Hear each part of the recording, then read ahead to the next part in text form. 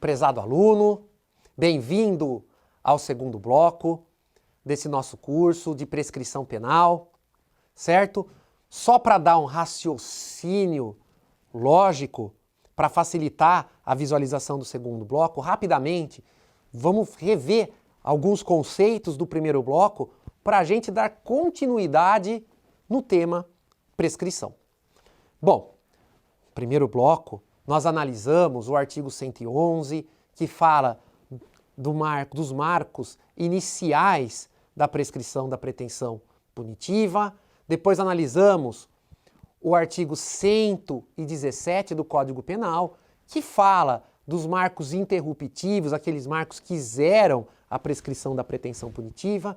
Depois analisamos o artigo 109 do Código Penal, que fala daquela tabelinha mágica que você já vimos, tem que saber, não tem jeito, vai ter que aprender essa tabela dos prazos prescricionais.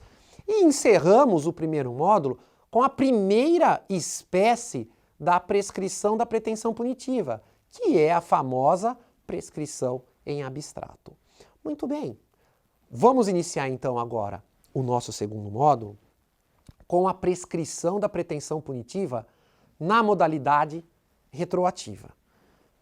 A palavra mágica que você tem que procurar na sua prova, na sua vida prática, é o quê? Sentença ou acórdão condenatório recorrível, só que olha o detalhe, transitado em julgado para o Ministério Público, transitado em julgado para a acusação de uma forma geral, se tratar de uma ação penal privada, né? Seja ela personalíssima, propriamente dita, ou subsidiária da pública. Então veja só, a prescrição da pretensão punitiva na modalidade retroativa exige, o Código Penal está expresso, o quê? O trânsito em julgado para quem? Para a acusação, ou quando improvido o recurso da acusação, seja o Ministério Público, seja o particular na ação penal privada. Então vamos lá, vamos entender, vamos voltar no exemplo do primeiro bloco e continuar para ver se naquele primeiro exemplo nós não tínhamos a prescrição em abstrato, nós vimos. Mas será que nós temos a prescrição retroativa? Veja, vamos lá, vamos fazer todo o raciocínio novamente para entender a prescrição retroativa. Observa comigo, o nosso exemplo era que o réu praticou o artigo 155 caput. Qual é o crime, gente? Subtrair coisa alheia móvel, é o furto simples. Pena mínima de 1, pena máxima de 4 anos de reclusão. Lembra, você precisa pegar a pena máxima e jogar no artigo 109 do Código Penal. 4 anos prescreve em 8 anos. Agora veja só, vamos integrar o 111 com o 117. Qual é o marco inicial da prescrição para o delito de furto? No nosso exemplo, o furto está consumado? A data da consumação. E no exemplo, nesse exemplo, nessa linha que você está vendo aqui no material de apoio que está aí no canto esquerdo da sua tela, veja só. O crime havia se consumado no dia 2 de fevereiro do ano 2000. Certo? Iniciou qual prescrição? Inicialmente, prescrição em abstrato. 4 anos prescreve em 8. E aí, o primeiro marco interruptivo, recebimento da denúncia. Quando que o juiz havia recebido a denúncia? 2 de fevereiro de 2005. Tinha prescrição em abstrato? Não, porque nesse primeiro período haviam se passado apenas 5 anos. Para ter prescrição tinha que ter ultrapassado 8. E aí zerou a prescrição, continuou a prescrição.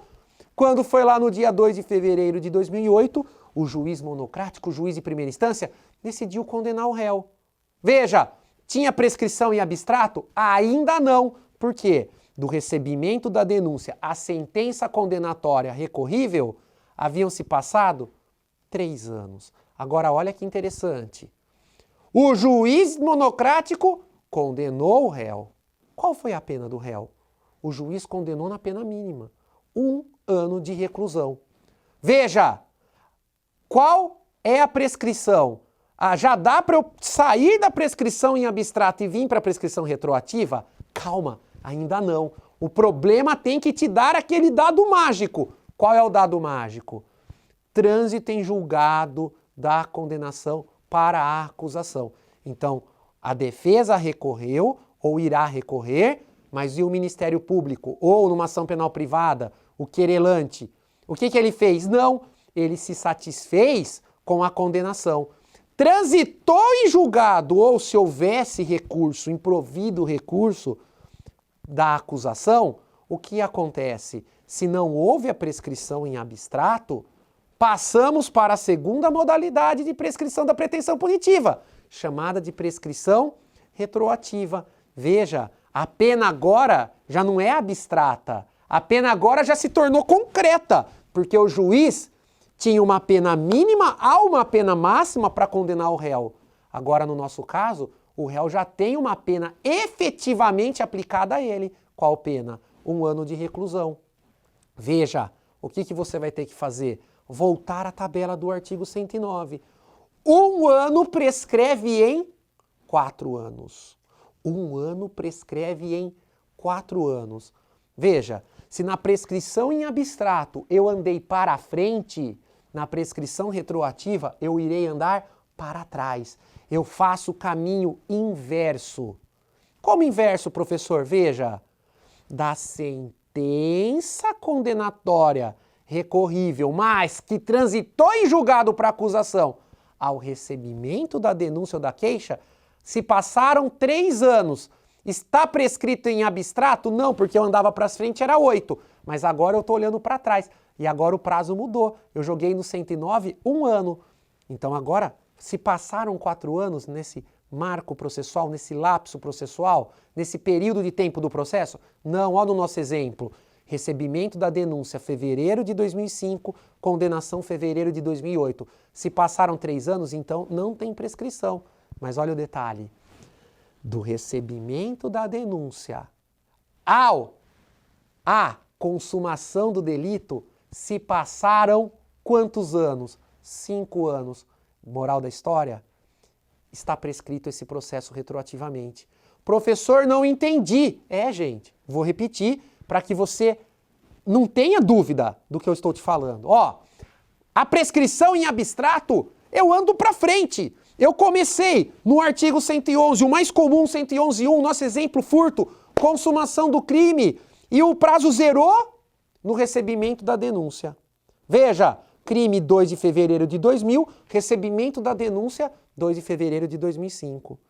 Qual é o próximo marco interruptivo do artigo 117 para esse crime de furto, que não é crime doloso contra a vida, então não tem o inciso 2 e o inciso 3, é o 1 e o 4 do 117?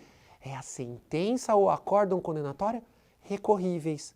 Veja, novamente, recebimento da denúncia, 2 de fevereiro de 2005.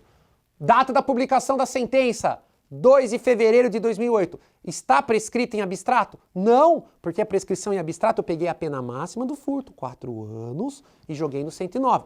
4 prescreve em 8. Então, tanto da consumação ao recebimento da denúncia, como do recebimento da denúncia à sentença condenatória recorrível, não se passaram 8 anos. Então não tinha a prescrição em abstrato. Só que olha o detalhe. Agora o dado do problema, a sua prova, a sua vida prática está te falando. O juiz condenou no dia 2 de fevereiro de 2008 a uma pena de 1 ano de reclusão. E olha o dado mágico, olha a palavra-chave. A acusação não recorreu, portanto, transitou em julgado para acusação. Professor, o que é essa história de transitar em julgado para acusação? Não existe aquele princípio da proibição da reformar se impede da reforma para pior? Se você, defesa, recorrer, o que o tribunal pode fazer? Ou absolver, ou diminuir a pena do cliente, ou simplesmente manter. Então, quando improvido o recurso ou transitado em julgado para a acusação, eu já posso vir na segunda modalidade de prescrição da pretensão punitiva, que é a prescrição retroativa. Eu pego a pena agora efetivamente aplicada pelo juiz, no nosso exemplo, 1 ano, e jogo na tabelinha do 109. 1 ano prescreve em 4. Só que olha só, se a prescrição em abstrato eu andei para frente, a prescrição retroativa eu volto, eu faço o caminho inverso. da sentença condenatória recorrível, porém transitada em julgada para acusação, ao recebimento da denúncia, se passaram 3 anos. Tem prescrição retroativa? Nesse exemplo aqui, não, porque teria que ter ultrapassado 4 anos. Mas olha agora, do recebimento da denúncia, certo? A consumação do crime, passaram-se 5 anos. Moral da história, está prescrito esse processo retroativamente. Certo? Nossa, professor, que loucura! É uma loucura e é assim que você tem que responder na sua prova. O que eu quero que você entenda agora? O artigo 110, parágrafo 1º, ele teve alteração também no dia 5 de maio de 2010. Vamos lá. Se você está lendo aí o Código Penal, está com ele aberto, você está vendo que o artigo 110, parágrafo 1º, foi alterado pelaquela mesma lei 12.234, que alterou o inciso 6, já vimos no bloco 1, do artigo 109.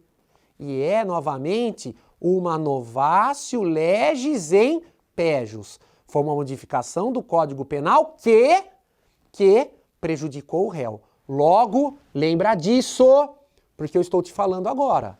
Logo, esse novo parágrafo 1º do artigo 110 só será aplicado aos crimes praticados após 5 de maio de 2010. O que esse parágrafo 1º do artigo 110 fez? Ele acabou com a prescrição retroativa antes do recebimento da denúncia da queixa. Professor, não entendi. Nesse mesmo exemplo que eu acabei de te dar, se o réu tivesse praticado o crime de furto após 5 de maio de 2010, não haveria prescrição retroativa. Por quê? Porque esse período anterior ao recebimento da denúncia, por expressa previsão legal do artigo 110, parágrafo 1º, não existe mais a prescrição retroativa. Mas, professor, acabou a prescrição retroativa? Não. Aos crimes praticados após 5 de maio de 2010, a prescrição retroativa, ela se submete apenas a esse período da sentença condenatória ou recorrível, porém transitada em julgado para o Ministério Público ou, quando improvido o seu recurso, ao recebimento da denúncia ou da queixa. Não existe apenas a prescrição retroativa do recebimento da denúncia à consumação do crime, no nosso exemplo, no caso do delito de furto. Mas, prezado aluno, por que eu te peço atenção? Porque você acha que as provas se perguntam qual situação? As provas se perguntam, geralmente, antes da reforma legislativa. Por quê? Porque a prova quer que você saiba que o 110, parágrafo 1º, é novatio legis in pejus. Portanto, ele não atinge os crimes que foram praticados antes da sua entrada em vigor. Então, se a sua prova foi o delito de furto, nesse mesmo exemplo que eu acabei de te dar, e já repeti diversas vezes, você me desculpe e vou repetir de novo, e se você não entender, com a aula online você para, volta, aqui eu posso ser seu escravo, você pode fazer ou repetir quantas vezes o senhor bem entender. Você tem esse direito. Então, veja só, você para, volta e ouve de novo. Mas nesse exemplo do furto praticado antes de 12 de maio de 2010, eu posso ter prescrição retroativa antes do recebimento da denúncia ou do recebimento da denúncia, a data inicial da prescrição, lá do 111, no nosso exemplo aqui, a consumação do crime? Pode, tranquilamente. Agora, a terceira modalidade de prescrição é a prescrição da pretensão punitiva intercorrente ou superveniente. Veja só, a gente só vai partir para a terceira quando? Quando não reconhecer a prescrição em abstrato. Quando não reconhecer a prescrição retroativa, aí eu tenho ainda mais uma chance. Qual é a chance? Prescrição da pretensão punitiva superveniente. Ou prescrição da pretensão punitiva intercorrente. Veja só. Vamos recapitular. Vamos mudar alguns dados aqui, só para a gente não ter a prescrição retroativa e poder prosseguir no exemplo processual. Vamos mudar só alguns dados, tá? Vamos continuar que o réu praticou o crime de furto no dia 2 de fevereiro de 2000, então iniciou a prescrição na consumação. Tivemos o primeiro marco interruptivo no dia 2 de fevereiro só que agora não mais de 2005, vamos colocar 2 de fevereiro de 2003, se você visualizar, está aqui no canto aí o material de apoio, 2 de fevereiro de 2003, o que o juiz fez? Recebeu a denúncia, certo? E aí, o juiz de primeiro grau condenou o réu, né? No dia 2 de fevereiro de 2006. Novamente, um marco interruptivo. A sentença ainda é recorrível, mas a gente novamente precisa daquela palavrinha mágica. Qual é a palavra mágica? Trânsito em julgado para a acusação ou improvimento do recurso acusatório. Veja lá. Vamos de novo.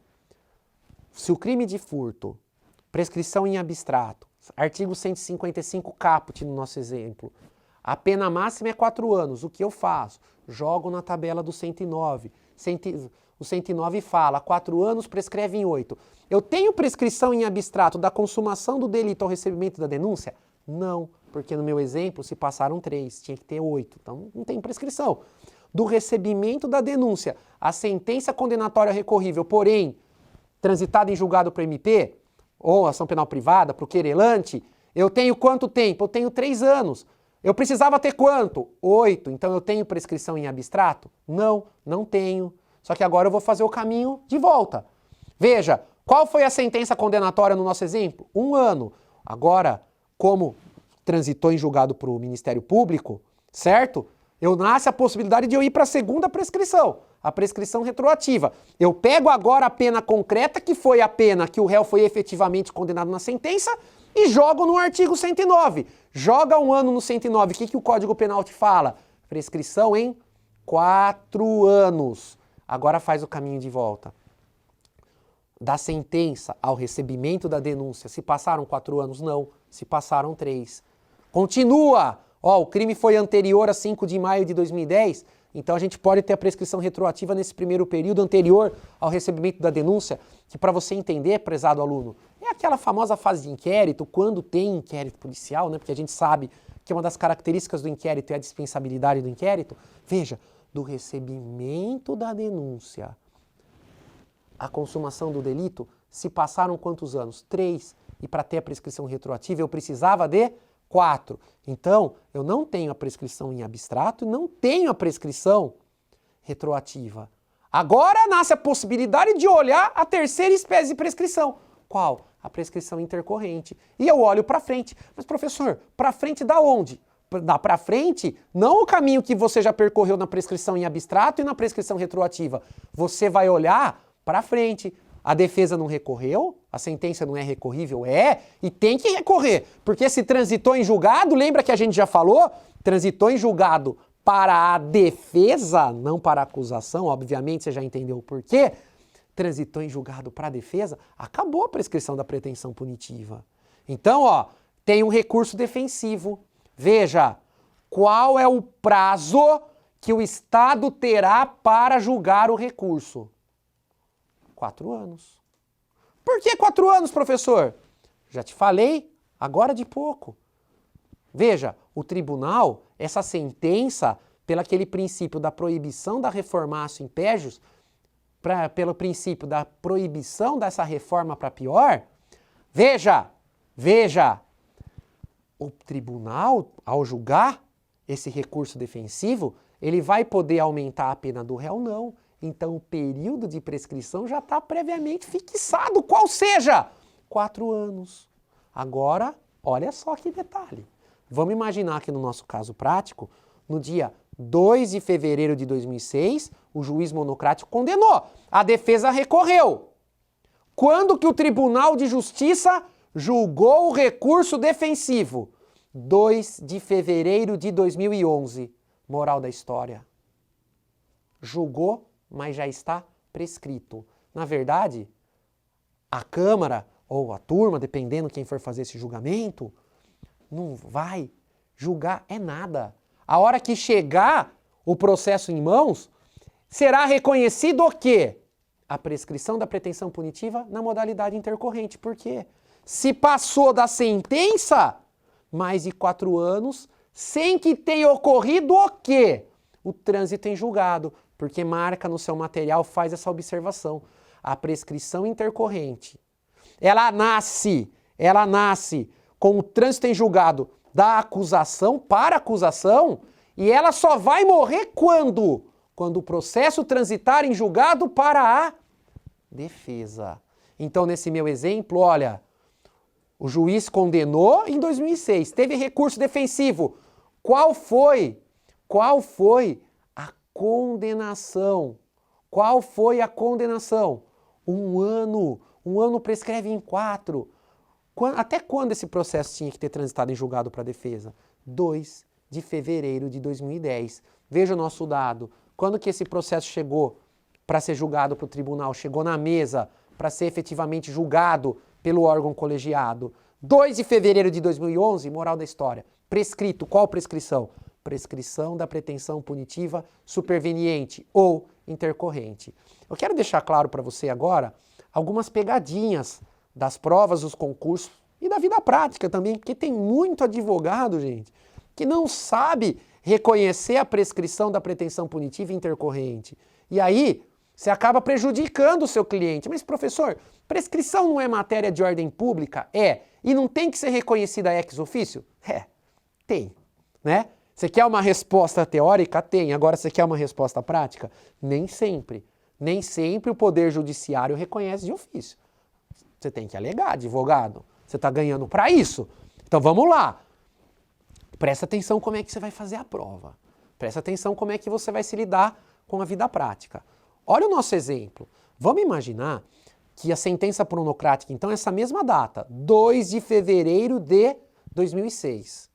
Só que agora, vamos imaginar que em 2 de fevereiro de 2007, o TJ aqui do nosso estado de São Paulo já tenha proferido julgamento colegiado. E aí o que o TJ fez? Manteve no acórdão a condenação. A minha pergunta é, esse acórdão é recorrível? É. Em tese cabe ainda. Se ele não for unânime, cabe embargos infringentes ou de nulidade. Ou embargos de declaração, se tiver contradição, omissão, enfim. Ou recurso especial para o STJ, ou recurso extraordinário para o Supremo Tribunal Federal. Então ainda esse acórdão é recorrível. Certo? E aí você recorre. Certo? Você recorre. E agora, olha que interessante. Olha que interessante. Em 30 de dezembro de 2011, em 30 de dezembro de 2011, há esse julgamento lá no STJ, julgou o seu recurso especial no Superior Tribunal de Justiça. Veja, ainda cabe recurso? Teoricamente aí caberia um embargo de declaração. Mas vamos só imaginar aqui, pelo lapso prescricional. A grande pegadinha está aqui, ó. A minha pergunta é, não em relação à decisão do STJ, eu vou chegar lá. A minha pergunta é em relação a essa decisão proferida pelo Tribunal de Justiça que confirmou a condenação do juiz de primeiro grau em 1 ano para o réu que praticou o furto. A minha pergunta é, esse acórdão proferido pelo tribunal interrompeu ou não o prazo prescricional? Você, na hora do exame, se abre o Código Penal, vai no artigo 117 e lê o inciso 4. Publicação da sentença ou acórdão condenatório recorríveis. Tá. E aí você imagina, bom, se tá acórdão condenatório, então quer dizer que quando o Tribunal de Justiça julgou, zerou. Tá certo, professor? Não, tá errado. Não entendi. Não tá escrito no 117, inciso 4? Não é isso que tá escrito aí, não. Te falei lá no bloco 1 que eu ia voltar. Veja. Lê com calma, me congela, se você quiser, e lê de novo o 117. Já tinha falado para você. Grifa a palavrinha mágica ou. É sentença ou acorda, não é e. O que o Código Penal está falando para você? E o que eu estou falando não é eu estou falando, Tiago. É posição pacífica em tribunal, doutrina, ninguém fala o contrário. Você pode confiar no que eu estou te falando. É sentença ou acórdão. Moral da história. Se a sentença já condenou, a prescrição zerou na sentença. O acórdão confirmou, o acórdão não zera de novo. O acórdão só zera quando a sentença é absolutória, aí a acusação recorre e o tribunal reforma a absolvição, condena. Então aonde é que zerou? Zerou no acórdão. Porque se a sentença já é condenatória e o acórdão simplesmente confirma a condenação, o acórdão zera? Não, porque não é sentença e acórdão, é o acórdão. É um ou outro. Se a sentença já é condenatória, o acórdão zerou? Não. Nesse exemplo, então, a prescrição não zerou no acórdão. Toma cuidado. A prescrição da pretensão punitiva intercorrente só vai zerar quando? Quando o STJ julgou? Também não, meu amigo. Lembra o que eu já te falei? Só zera quando transitar em julgado para a defesa.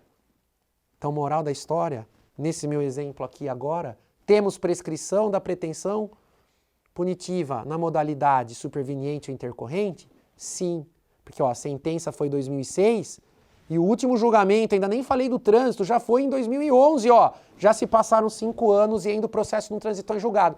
Moral da história? Está prescrito. Por que é importante você entender? Às vezes, que eu vou falar aqui, talvez não tenha tanta relevância no seu exame, tá? Porque você já conseguiu para o seu exame, eu acho que o que você ouviu até agora é o suficiente. Mas imaginando que o senhor pode estar me assistindo aí no conforto da sua casa, procurando um curso de atualização, isso é importante na prática. Por quê? O que a maioria dos advogados criminalistas fazem quando julga uma eventual apelação, por exemplo, quando se profere o acórdão que manteve a condenação? Deixa transitar em julgado! Parabéns! Parabéns irônico para você que faz isso. Por quê? Porque você está acabando com a chance do seu cliente de ter a prescrição da pretensão punitiva reconhecida. Porque se eu estou te falando que a prescrição da pretensão punitiva só vai zerar o próximo marco interruptivo após a sentença condenatória, se a sentença for condenatória, se a sentença for absolutória, após o acórdão condenatório, você já entendeu o 117.4? É o trânsito em julgado? O que você vai fazer? Você vai recorrer até acabar todas as chances de recurso do seu cliente. Mas, professor, não entendi o porquê. Pô, gente, veja, é claro, você vai fazer isso principalmente quando o réu estiver em liberdade. Pô, é claro. Quanto tempo demora um eventual recurso no STJ, no STF? A gente sabe que demora. Está atolado, o Poder Judiciário está tentando se modernizar, mas a gente sabe ainda que os processos, embora estejam aí nos últimos tempos tramitando de forma mais rápida, que tem processo ainda que demora muito para tramitar. Mas, professor, não é qualquer processo que cabe recurso ao STJ ou ao STF, porque o STJ e o STF não são terceira instância. Concordo, você tem razão. Mas você pode recorrer. O tribunal vai falar que não é hipótese de cabimento. Mas enquanto você estiver recorrendo, se tiver chance de recurso, ainda não tem trânsito em julgado para defesa, não. Agora, veja só, o que eu estou falando é tão tranquilo para você sustentar numa prova dissertativa, num exame oral, ou para você responder primeira fase de concurso, ou principalmente para você atuar assim na sua vida prática, é tão tranquilo que até então, enquanto ainda o ex-ministro do Supremo, o César Peluso, era inclusive presidente do Supremo Tribunal Federal, o que ele falava? Ele falava que era necessária uma reforma na legislação penal exatamente para acabar essas inúmeras chances recursais que o réu tem, que acaba o réu ficando impune pelo simples fato do quê? Da prescrição da pretensão punitiva. Perfeito? Fui claro? Você entendeu? Se você não entendeu, volta.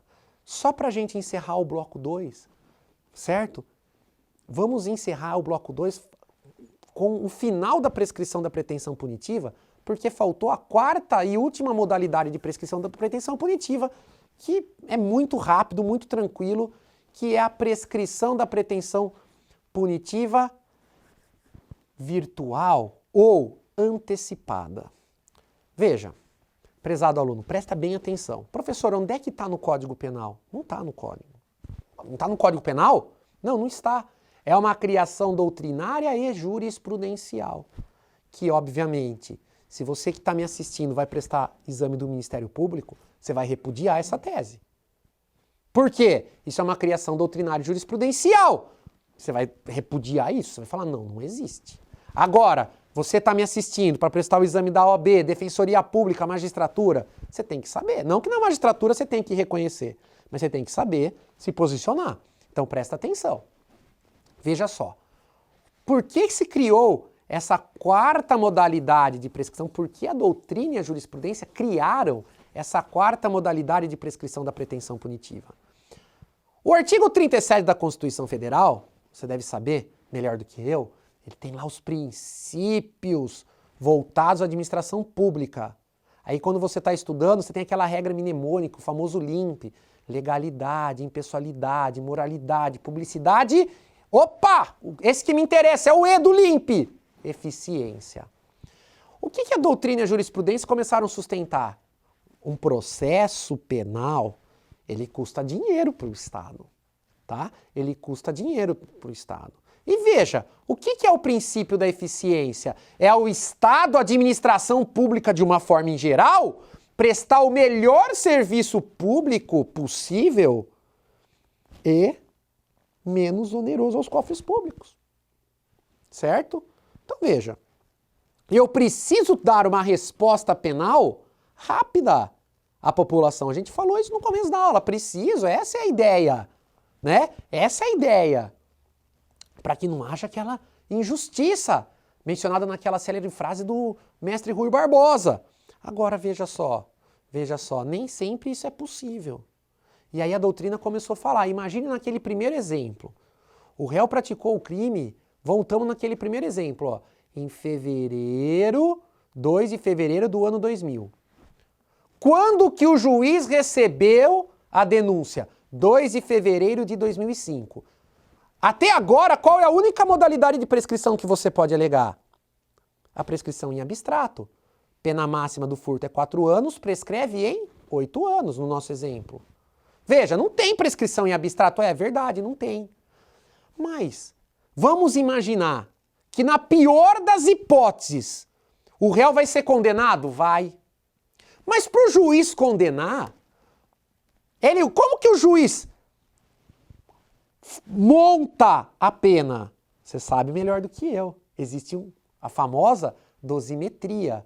O nosso Código Penal utiliza o sistema trifásico. Primeira fase, circunstâncias judiciais do 59. A segunda fase, agravantes do artigo 61, 62. Atenuantes do 65, 66. Causas de aumento, causas de diminuição. Moral da história. Você sabe que o juiz, na hora de proferir uma sentença, ele não faz a sentença com arbitrariedade. Ele tem critérios, ele tem parâmetros para quê?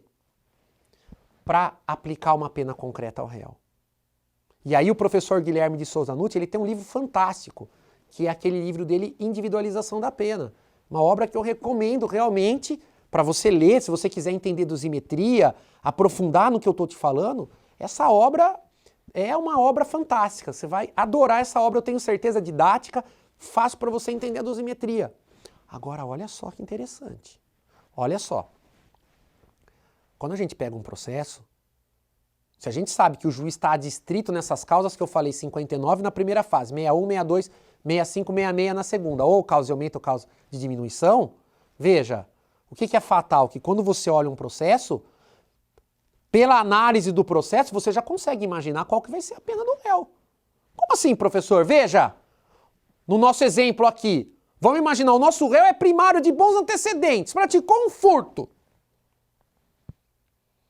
Ou seja, ó, olha lá o 61, 62, tem alguma agravante? Não, não tem. Tem atenuante? Também não tem. Tá? Tem causa de aumento? Não tem. Tem causa de diminuição? Não tem. Qual que vai ser a pena do réu? Se condenado, 1 ano. Mas por que 1 ano, professor? Aprenda uma coisa. A pena, a regra do ordenamento jurídico, embora é óbvio que se você tem aí uma experiência no Ministério Público, talvez você não concorde com o que eu estou falando, mas a regra do ordenamento jurídico é a pena mínima. Porque para o juiz tirar a pena do réu do mínimo legal, ele tem que justificar nos parâmetros que eu te ensinei da dosimetria. Primeira fase, 59, tem que ter circunstância judicial desfavorável. Segunda fase, tem que ter agravante genérica, né? Ou tem que ter causa de aumento de pena, porque se não tiver, a pena é mínima. Moral da história. No nosso exemplo aqui, o réu não tem nem circunstância judicial desfavorável, muito menos agravante genérica. Qual que vai ser a sentença dele? Pena mínima, 1 ano. Agora eu te falo, por que levar esse processo para frente se esse processo já está prescrito? Ah, professor, você está louco? Prescrito? Prescrito aonde? Não. Claro que está prescrito. Raciocina comigo. Raciocina comigo. Eu não tenho prescrição em abstrato. Por quê? Prescrição em abstrato, aqui no nosso caso, furto simples, a gente viu, pena máxima no 109, 8 anos. Então aqui, da data da consumação do crime ao recebimento da denúncia, eu tenho o quê? Se passaram 5 anos, não se passaram 8. Moral da história, não tem prescrição em abstrato.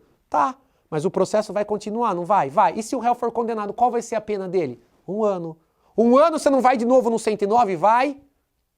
E aí o 109 fala que 1 ano prescreve em 4. Moral da história, o processo já está prescrito aqui, ó. Por que eu vou gastar dinheiro público? Por que eu vou ficar marcando audiência, enchendo pauta, fazendo o juiz perder tempo, se na hora que o réu for condenado na pena mínima, o que o juiz vai ter que fazer? Reconhecer a prescrição retroativa. Então a doutrina e a jurisprudência fala, não, para quê? Para que prosseguir? Reconhece logo a prescrição retroativa aqui, desculpa gente, prescrição antecipada. Reconhece logo aqui a prescrição antecipada, por quê? Se o juiz condenar, a gente ia ter prescrição retroativa. Então por que eu vou levar o processo para frente? Vamos parar já o jogo. Vamos extinguir a punibilidade do réu. Veja, o Ministério Público repudia essa tese. Tá? E como você, meu aluno da OAB, meu aluno concurseiro, ou que está aí com uma atualização prática, tem que se posicionar no seu dia a dia. Então escuta bem. O STJ, ele tem a súmula 438, reeditada recentemente. Não tão recente assim mais, vai, mas também não é uma súmula velha, coisa de 1 ou 2 anos aí no máximo. Tá? Veja só, o STJ fala, não existe prescrição virtual, não existe prescrição antecipada. Então veja, numa prova de primeira fase da OAB, numa prova de primeira fase do Ministério Público, da magistratura, cai a pergunta, nos termos da súmula do STJ, o que você responde? Não existe. Nos termos do entendimento dos tribunais, não existe. Não existe. Primeira fase, né? Múltipla escolha, não existe. Agora, você está numa prova de segunda fase do MP, é claro que você continua sustentando a não existência. E qual é o seu fundamento? Não tem amparo legal e, além de tudo, agora você tem uma súmula do STJ para se basear. Mas é segunda fase da OAB, segunda fase da Defensoria, uma segunda fase da magistratura, da OAB e da Defensoria. É claro que você vai falar que existe, vai calcar no princípio da eficiência e você vai falar que o Supremo Tribunal Federal, embora não tenha súmula, a grande maioria dos julgados do STF reconhece. Tá? Então você vai falar, embora o STJ fala que não exista, você entende que não, que o STJ fala, mas por força do 37, eficiência, princípio 37 da Constituição Federal, princípio de eficiência, você sustente que existe. Tá? Agora, na magistratura, você mostra as duas posições. Né? Parte reconhece, parte não reconhece. Combinado? Fechou? Só para terminar, a prescrição da pretensão punitiva, eu vou falar para você agora o artigo 115 e aí a gente encerra o bloco 2. E vamos para o bloco 3, terminar o assunto com a prescrição da pretensão executória. O artigo 115, ele tem Dois dados que são importantes e o senhor tem que saber decor. Se o réu, na data do fato, ou seja, na data do crime, é menor de 21 anos, ou na data da sentença maior de 70, sabe o prazo do artigo 109 que a gente fez? Você reduz pela metade. Ô louco, professor, não entendi. Repete. Vamos repetir. Se na data do fato o réu é menor de 21, ou na data da sentença ele é maior de 70 anos, mas que sentença? Não vamos forçar a barra também. Sentença monocrática, a não ser que a sentença monocrática seja absolutória. Se for condenatória, é essa a sentença, não é o acórdão, tá? Na data da sentença, se ele for maior de 70, o prazo prescricional será reduzido pela metade. Então, onde a gente estava falando 8 é 4, onde a gente estava falando 4 é 2, onde é 3 é 1,5, onde é 20 é 10, e assim por diante. Beleza? Espero revê-los aí no bloco 3. Até lá!